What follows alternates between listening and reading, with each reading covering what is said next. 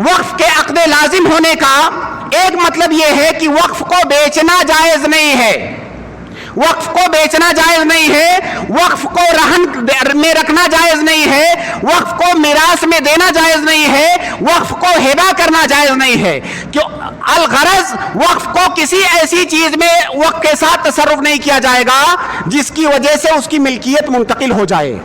کیونکہ ہم نے شروع میں وقف کی تعریف میں ذکر کیا کہ وقف جو ہے اس کی اصل باقی رہنی چاہیے، اور بے سے، رہن سے، ہبہ سے، میراث سے اس کی ملکیت منتقل ہو جاتی ہے، لہذا وقف کو بیچنا یہ جائز نہیں ہے۔ صرف ایک صورت میں وقف کو بیچنا جائز ہے،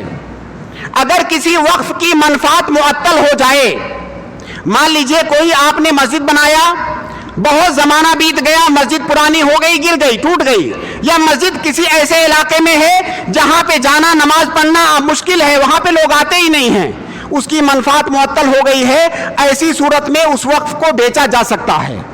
اس کو بیچا جا سکتا ہے، اور اس پیسے سے دوسری جگہ پر وقف کی جائیداد قائم کی جائے گی، وقف کی مسجد بنائی جائے گی، لہذا وقف کو بیچنا اس وقت جائز ہے جب اس کی منفعت معطل ہو جائے یا اس کے اندر اس کے بیچنے میں مصلحت ہو، حاجت ہو۔